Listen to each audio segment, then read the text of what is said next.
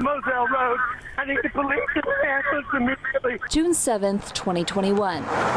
Alex Murdaugh calls 911 saying he found his wife Maggie and son Paul shot to death at their property on Moselle Road. You said 4147 Moselle Road in Arlington? Yes, sir. 4147 Moselle Road. Stay on the line with me, okay? Investigators created this diagram showing where on the property their bodies were found. They're on the ground out at my kennel. Maggie and Paul are not the only ones who met an untimely end at this hunting lodge. 4147 Moselle Road. In 2018, Maggie herself called 911, reporting their housekeeper, Gloria Satterfield, had fallen. She did not survive. Her head is bleeding. I cannot get her up. 1 year after Satterfield's death, 19-year-old Mallory Beach was killed in a boat crash in Beaufort County. Investigators say Paul Murdaugh was the one driving the boat and say he was well over the legal limit. In the hands of the jury, deliberations began this afternoon in the double murder trial of Alex Murdaugh, the disgraced attorney accused of gunning down his wife and younger son. The jury got the case after hearing the defense's final argument, and there's a new woman sitting on the panel after the judge threw another juror off the case. Les Trent explains why. You're off the jury.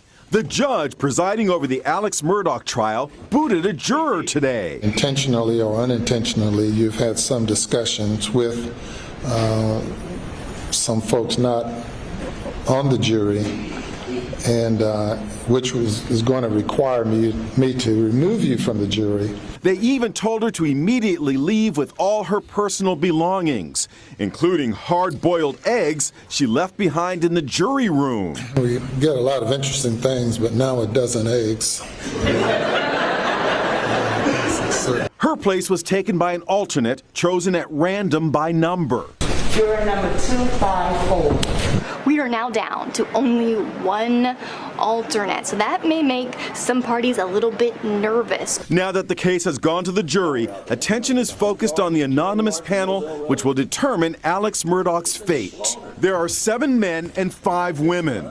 I spoke to jury consultant Alan Turkheimer. After 6 weeks of testimony, I'm wondering if you have any idea just how tense those deliberations might be behind doors. It's going to be exhausting for this jury. It's not easy. Now, at first, they're going to, after having not talked about it for 6 weeks, it's very cathartic. They're going to talk about what they liked and didn't like.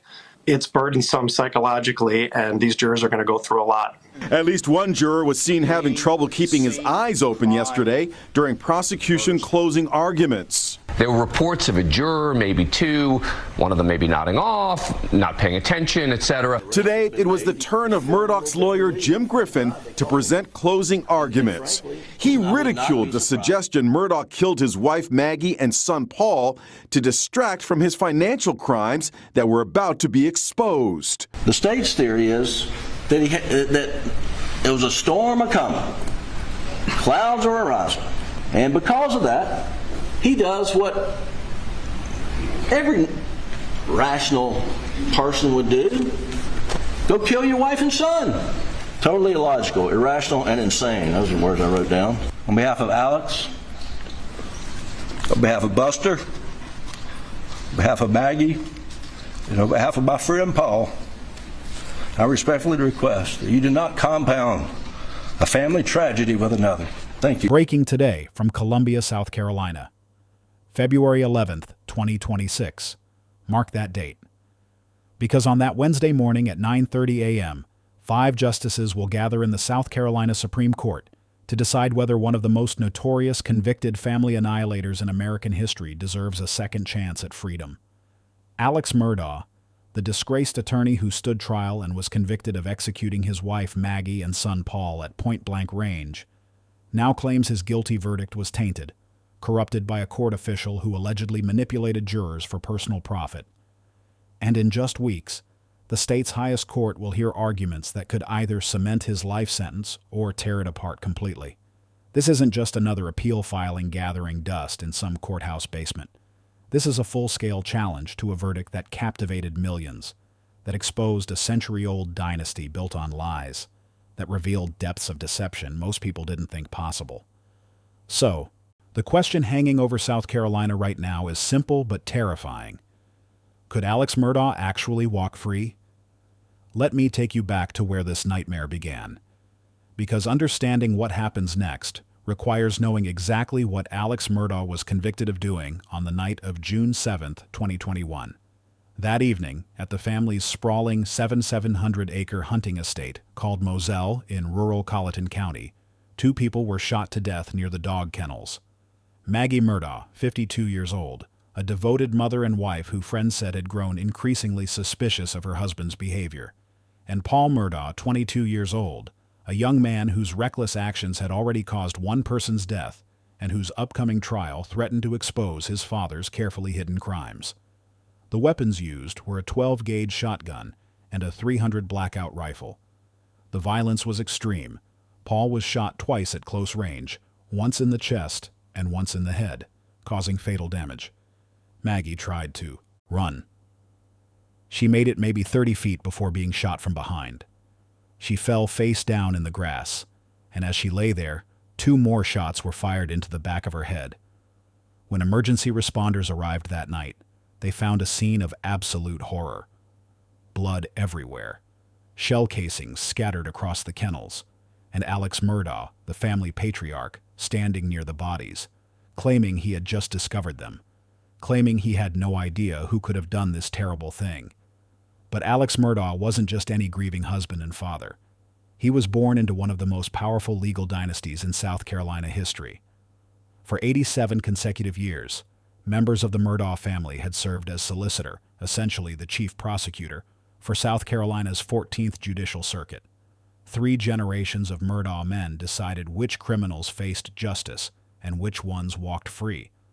The family law firm, founded in 1910, became one of the most influential practices in the region. In Hampton County, where barely 20,000 people lived, the Murdaugh name meant power, connections, and that normal rules didn't necessarily apply. Alex had inherited all of this. He joined the family firm, specialized in personal injury and wrongful death cases, and developed a reputation as a fierce litigator. He married Maggie Kennedy in 1994. They had 2 sons, Buster in 1996 and Paul in 1999. From the outside, they embodied everything the Southern elite aspired to be. But underneath that carefully polished surface, Alex Murdaugh was living a double life. By the early 2000s, Alex had developed a serious dependency on prescription painkillers. At his peak, he would later admit to consuming 50 to 60 oxycodone pills per day, spending as much as $50,000 per week to fuel his habit. That kind of addiction is expensive, even for someone with the Murdaugh name. So Alex started stealing. He began diverting money from his law firm and his clients. His method was devastatingly simple. When the firm secured settlements for clients, Alex would redirect portions of the money into accounts he controlled. He created a fake bank account under the name Richard Alexander Murdaugh DBA Forge, deliberately mimicking the name of a legitimate settlement consulting firm. Checks intended for client settlements would be deposited into Alex's fake account instead of the real one. Because Alex handled many wrongful death cases, he often dealt with vulnerable clients, people who had just lost loved ones, who trusted him implicitly, who didn't question where their settlement money was going. Over nearly 20 years, Alex Murdaugh stole approximately $8.8 million from clients and his firm. He became so practiced at lying that colleagues would later describe how he could look someone directly in the eye and tell an elaborate falsehood without any visible sign of discomfort. The first major crack in Alex's carefully constructed world came not from his own crimes, but from his sons. On February 23, 2019, Paul Murdaugh and 5 friends went out for what should have been a typical night: dinner, drinks, a boat ride. Paul, then 19 years old, borrowed his older brother's ID and purchased alcohol. Throughout the evening, Paul drank heavily. His friends had a nickname for his aggressive drunk personality, Timmy. Around 1 a.m., the group boarded the Murdaugh family's 17-foot sea hunt boat to head home. Paul insisted on driving despite being heavily intoxicated. The weather was terrible, thick fog reducing visibility to almost nothing, and the boat's navigation lights weren't working properly. Paul drove erratically, doing donuts in the water, speeding through narrow channels. The girls were terrified. They begged him to slow down, to let someone else drive. He ignored them. One of those girls was 19-year-old Mallory Beach, who told her boyfriend Anthony that she felt unsafe and wanted off the boat. But they were in the middle of Archer's Creek, surrounded by marsh and darkness. There was nowhere to go. Around 2:20 a.m., Paul was speeding through a narrow section at somewhere between 30 and 35 miles per hour. He didn't see the bridge ahead until it was too late. The boat slammed into the concrete pilings of Archer's Creek Bridge with devastating force. Bodies flew through the air, and when the survivors gathered themselves and counted heads, Mallory Beach was gone. She had been ejected into the pitch-black water. For 7 days, volunteers and Coast Guard teams searched desperately. On March 3, 2019, they found Mallory's body 5 miles from the crash site. She was 19 years old. In the immediate aftermath, something strange happened. Paul Murdaugh was clearly the driver. He was heavily intoxicated, underage, operating a boat recklessly. A young woman was dead because of his actions, and yet Paul wasn't handcuffed. He wasn't taken to the police station. His blood alcohol level wasn't tested until 4 hours after the crash, and even then it was still 0.286, more than 3 times the legal limit. Paul's grandfather, Randolph Murdaugh III, arrived at the hospital and reportedly went from room to room, speaking quietly to each young person involved, telling them not to talk to police. The investigation moved slowly. Weeks passed with no charges. Mallory's mother, Renee Beach, refused to stay silent. She demanded accountability and filed a wrongful death lawsuit against Alex and Maggie. Finally, on April 18, 2019, what would have been Mallory Beach's 20th birthday, Paul Murdaugh was indicted. He faced decades in prison if convicted. The case was scheduled for trial, and critically, the Beach family's civil suit was moving forward, which included demands for financial disclosure. Alex Murdaugh would be required to answer questions under oath about his finances, his assets, how much money he had. For a man who had been stealing millions for years, this represented an existential threat. While Paul's legal troubles dominated, attention, other problems were forming. In February 2018, Gloria Satterfield, the Murdaugh family's housekeeper for more than 20 years, fell down the front steps at their home. She had helped raise Paul and Buster, was trusted completely, was considered almost family. Gloria was transported to the hospital but never recovered. She passed away on February 26, 2018 from her injuries. 7 Moselle Road. In 2018, Maggie herself called 911, reporting their housekeeper, Gloria Satterfield, had fallen. She did not survive. Her head is bleeding. I cannot get her. Alex told people Gloria had tripped over the family's dogs on the steps. Then he did something that seemed generous at the time, but would later be revealed as another con. Alex approached Gloria's 2 adult sons, Tony and Brian Satterfield. He told them he felt responsible for their mother's passing since it happened at his property. He said they should file a wrongful death lawsuit against him so his insurance company would pay a settlement. He even recommended a lawyer, Corey Fleming, who happened to be Alex's close friend. The Satterfield sons, grieving and trusting, agreed. Corey Fleming filed the claim. Alex's insurance companies eventually agreed to pay settlements totaling $4.3 million. The Satterfield sons waited for their money, and waited. They never received a single dollar. Unknown to them, Corey Fleming and a banker named Chad Westendorf had funneled the entire settlement into Alex's fake Forge account. Alex stole every penny from the sons of his family's loyal housekeeper. The case was quietly closed. No autopsy was ever performed on Gloria. Everything appeared neat and tidy and was completely fraudulent. By early 2021, Alex was maintaining multiple lies simultaneously. Maggie had grown suspicious. Friends would later testify she confided concerns about money, about Alex's behavior, about feeling like something was wrong. The couple had been living somewhat separate lives. Some reports suggested Maggie had consulted with a divorce attorney. What is certain is that by June 2021, Maggie was wary of her husband. On June 4, 2021, a court-ordered mediation session was held in the Beach family's wrongful death lawsuit. The mediation failed. This meant the civil case would proceed, which meant Alex would be required to provide sworn testimony about his finances. If you're watching this right now and this case is making you think differently about trust, about power, about how evil can hide behind a respectable name, then this channel is doing exactly what it's meant to do. Hit that subscribe button and share this with someone you care about. These stories matter. Your awareness matters. 3 days later, on Monday, June 7th, 2021, the chief financial officer of Alex's law firm, Gene Seckinger, confronted him about missing fees. Nearly $800,000 in client payments were unaccounted for. Where had the money gone? Alex gave vague explanations, seemed caught off guard, but promised to provide documentation. Gene left the conversation unsettled. That afternoon, Alex called Maggie. She was at their beach house about an hour away. He asked her to come to Moselle, saying he wanted her to go with him to visit his father, who was in failing health. Maggie was hesitant.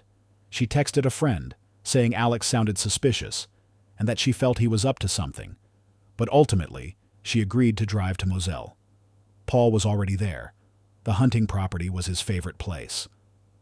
Around 7 p.m., Alex and Paul drove around the property together.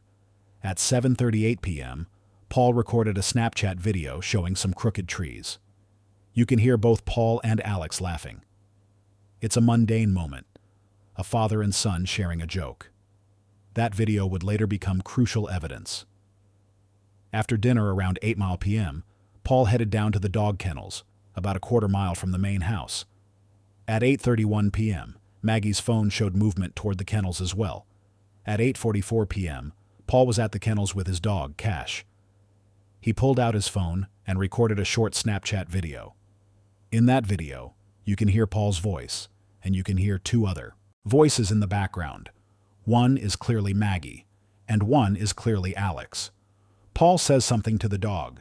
Then a male voice says, "Hey Bubba," calling to the family's yellow lab. Then another voice says, "This is a chicken."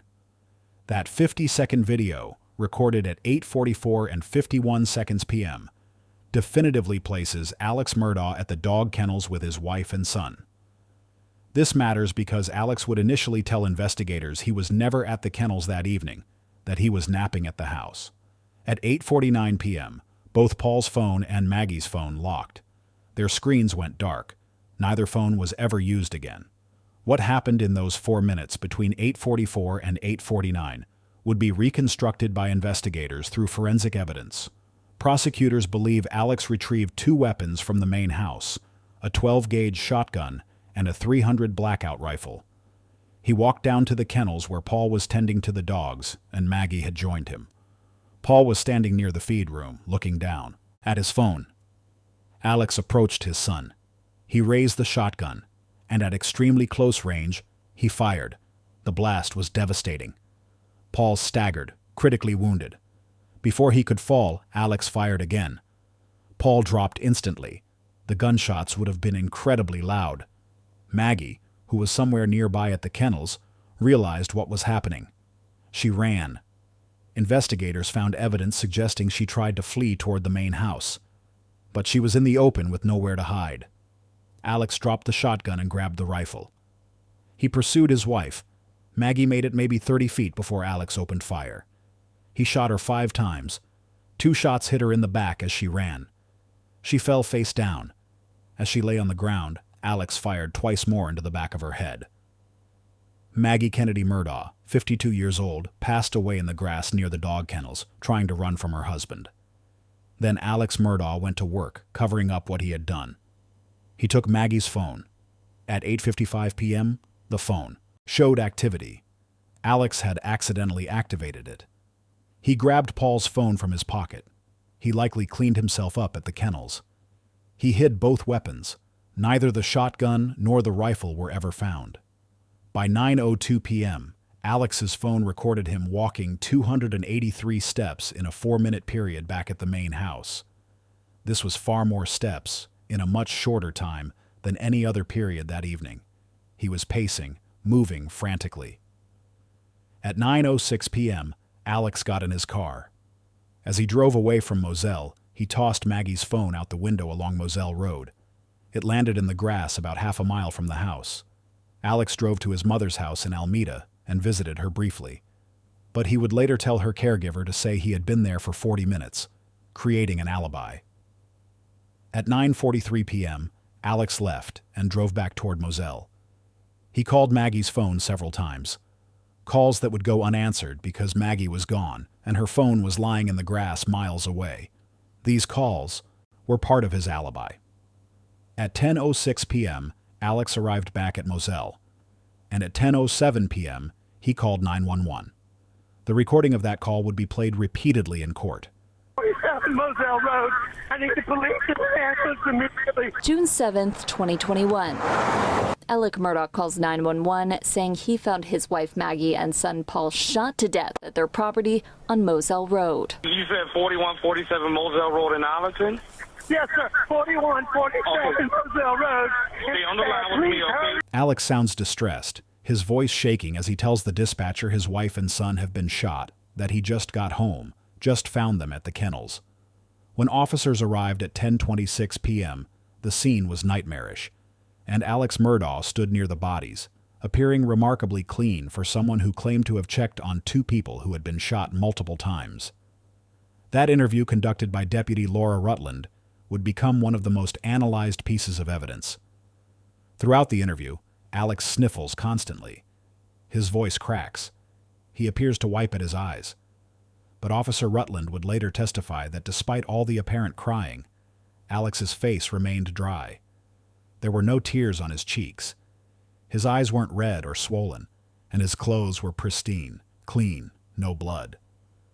Alex told officers he had been at his mother's house, that he came home and couldn't find Maggie or Paul, that he drove down to the kennels and found them. He said he tried to check their vital signs but couldn't explain why there was no blood on him. Officers asked if Paul had received threats related to the boat crash case. Alex immediately said yes, all the time, constantly. He began suggesting possible suspects. The stories seemed rambling, disconnected, but what stood out to investigators was how quickly Alex pivoted to suggesting other suspects, how prepared he seemed with alternative theories. The investigation began immediately. The South Carolina Law Enforcement Division, SLED, took over the case. Agents processed the crime scene through the night. They analyzed the phones, building a minute-by-minute timeline, and they found that Snapchat video Paul had recorded at 8:44 p.m. When investigators enhanced the audio and played it for people who knew the Murdaughs, everyone agreed that was Alex's voice. In the background, Alex Murdaugh had lied. He claimed he was never at the kennels that evening, but his voice was captured on video just minutes before the events. When confronted with this evidence months later, Alex would change his story, admitting he had been at the kennels but claiming he left shortly after.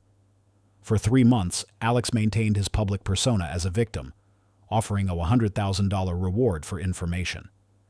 And then on September 4th, 2021, everything became stranger. Alex called 911 again, this time reporting he had been shot. He said he had been driving when he got a flat tire, pulled over, and a man in a blue pickup truck stopped, asked if he needed help, then shot him in the head before driving away. 2 days later, Alex was released from the hospital. His injuries were described as superficial. On September 6th, Alex released a statement announcing he was resigning from his law firm and entering rehabilitation. He said he had been battling addiction for 20 years. What he didn't mention was that his law firm had confronted him the day before. On September 3rd, PM Pied's partners discovered he had been stealing from the firm. Within days, the truth came out. Alex hadn't been the victim of a random attack. He had arranged the entire incident. Police arrested Curtis Edward Smith, a 61-year-old former client. Curtis admitted Alex had asked him to shoot and end his life so that Alex's surviving son, Buster, could collect on a $10 million life insurance policy.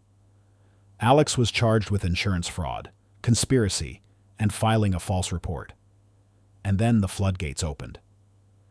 The Satterfield family discovered what had happened to their mother's settlement.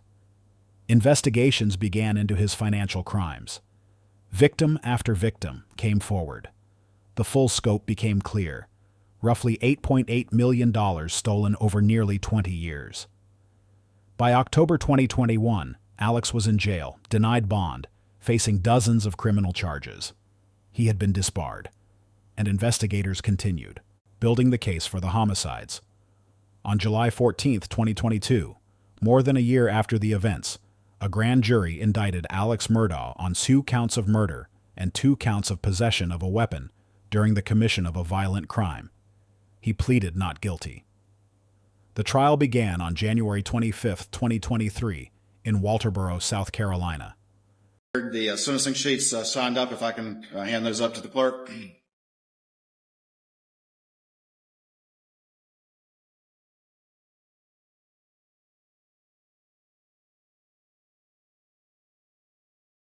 Your Honor, very quickly, the defendant has no prior record, and the state has no victim impact people who want to speak at this time, but I will address the court briefly. And I don't need Your Honor to repeat the evidence that Your Honor just heard for the past 6 weeks, but it is overwhelming, and it shows this man to be a cunning manipulator, a man who placed himself above all others, including his family, a man who violated the trust of so many, including his friends, his family, his partners, his profession, but most of all, Maggie. Judge Clifton Newman presided. The prosecution was led by Creighton Waters. Over the next 6 weeks, the world watched as the Murdaugh dynasty's darkest secrets were laid bare. The prosecution's strategy was comprehensive.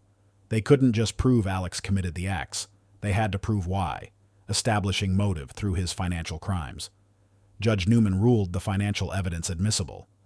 Jean Seckinger testified about confronting Alex on the morning of June 7th about the missing $792,000. She testified that after the events, the firm stopped pursuing questions about the money. But she also admitted something telling. If Alex was the victim of a crime, the firm's concerns about missing money would have seemed petty. The events bought Alex time. Mark Tinsley, the attorney representing the Beach family, testified about the pressure building on Alex. Tinsley had scheduled a hearing for June 10, 2021, just 3 days after, where Alex would be required to disclose his finances under oath. For someone who had been stealing millions for years, this represented exposure. After the events, the pressure on Alex evaporated. The prosecution argued this was exactly what Alex had calculated. The phone evidence was devastating. SLED agent Jeff Croft explained the data extracted from all 3 phones. He showed how both Paul's and Maggie's phones locked at 8:49 p.m. He detailed Alex's movements, the sudden burst of 283 steps at 9:02 p.m., the drive to his mother's house, the calls to Maggie's phone. Each piece built a timeline that contradicted Alex's initial statement. The Snapchat video became the prosecution's most powerful evidence. Multiple witnesses, including Alex's own son Buster, testified that the voices in the background were definitively Alex and Maggie. "Hey Bubba, this is a chicken." Those words, recorded by Paul just minutes before he passed away, destroyed Alex's alibi. For 20 months, Alex had maintained he was never at the kennels that evening. The video proved he was lying. The forensic evidence added more weight. A blue rain jacket found on the property contained gunshot residue consistent with the weapons used. Ballistics experts testified about the weapons: a 12-gauge shotgun for Paul, a .300 blackout rifle for Maggie. The guns themselves were never recovered. The prosecution brought in Dr. Kenneth Kinsey, a crime scene reconstruction expert, who explained the physical evidence. The pattern indicated Paul wouldn't have seen the threat coming because the person was someone he trusted. Dr. Kinsey explained that Maggie had tried to run. 2 shots hit her from behind as she fled. The most anticipated testimony came from Alex himself. Against his attorney's advice, Alex Murdaugh decided to take the stand. On February 23, 2023, Alex was sworn in. He admitted stealing millions of dollars. He admitted lying to investigators about being at the kennels. He blamed his addiction. But when asked directly if he had harmed his wife and son, Alex answered, "No, I did not." He claimed he had no idea who was responsible. Then Then came cross-examination. Prosecutor Creighton Waters spent 2 days methodically dismantling Alex's testimony.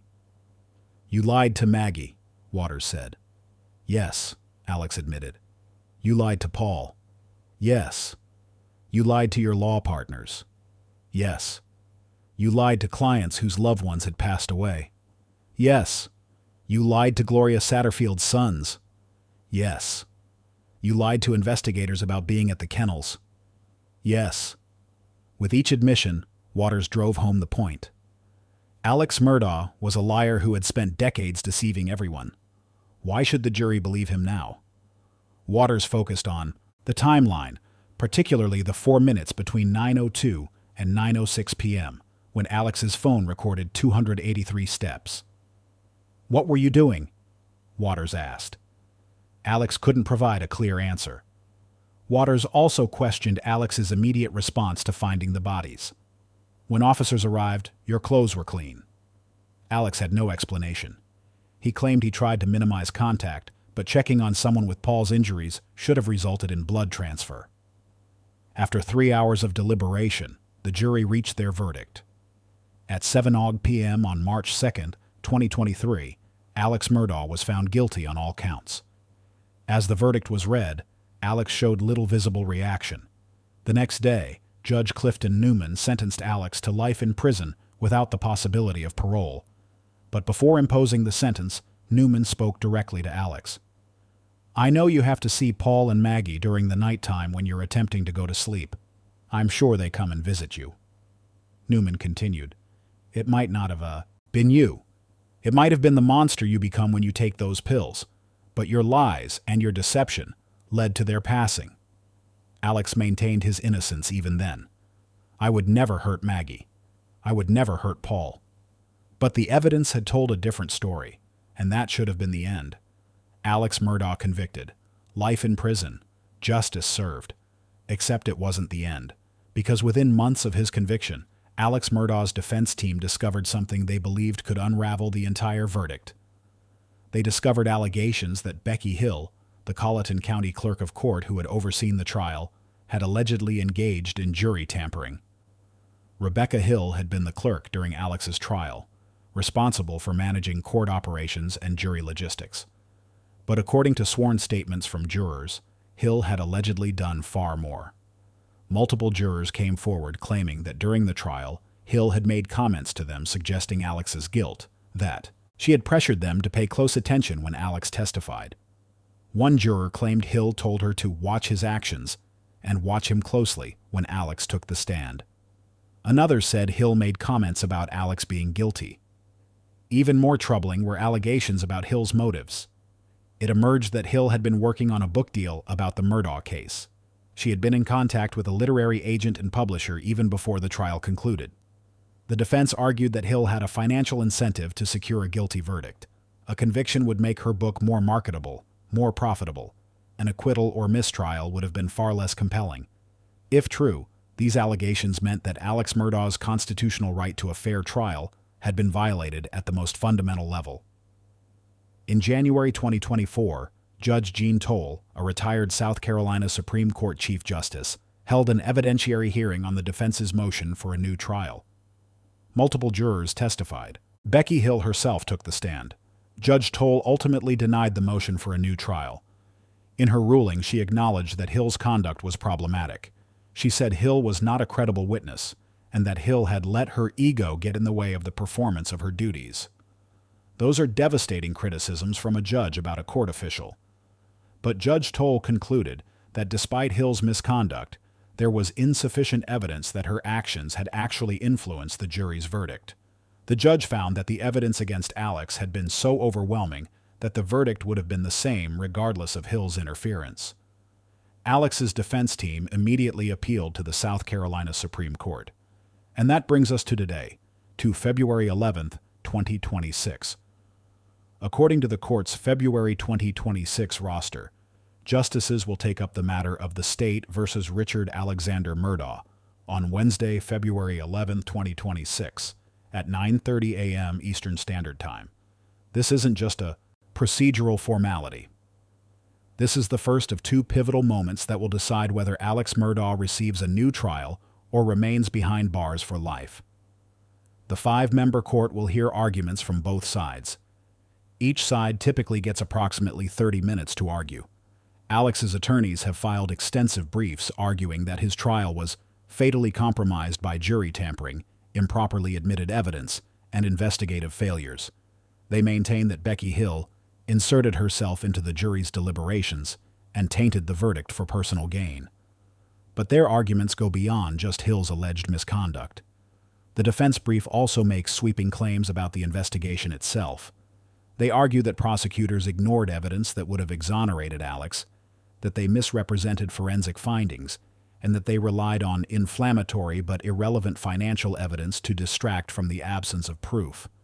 The defense characterizes the evidence as showing a contaminated crime scene with ignored alternative suspect evidence.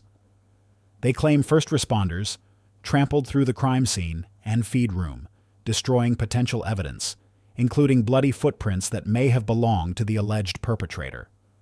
They claim SLED forensic agents did not attempt to lift fingerprints from the feed room doors, doorknobs, or entrance area where Paul was found, calling it a fundamental failure in any homicide investigation. They argue that noticeable tire tracks in wet grass that did not match any Murdaugh vehicles were never followed or investigated, demonstrating investigative tunnel vision from the outset. I did go get a gun and bring it down here. It's in your vehicle? Do you have any guns on you at all? No, sir. It's leaning up against the side of my car. Okay. You're fine, man. You're fine. Turn around for me. I don't have any. Okay. Yes, sir. I see that. Okay. This is your wife and son? And son. Okay.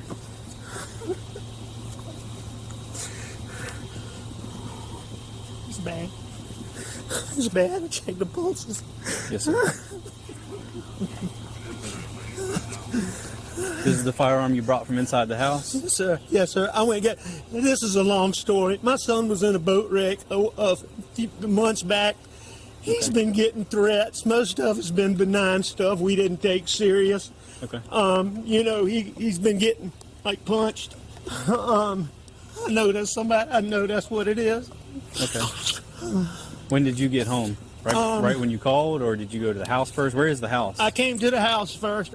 My mom has late stages Alzheimer's, and my dad is in the hospital. Okay. I left. I don't know what time. I can go back on my phone and tell you the exact times. Did you check? Okay. Did I check what? Did you check them? We got medical guys that are. That's what they're gonna do. Okay. What are they doing? Can they hurry? They are. Yes, sir. That gentleman that was out here already. He's one of the battalion chiefs. Okay.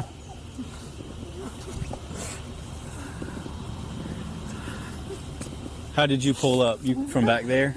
I went to the house and they weren't home, which was odd. I tried to call. Okay. And then I knew they had been down here before I left to go to my mom's. Okay. And so that is loaded. Okay. You might want to unload it. But I mean.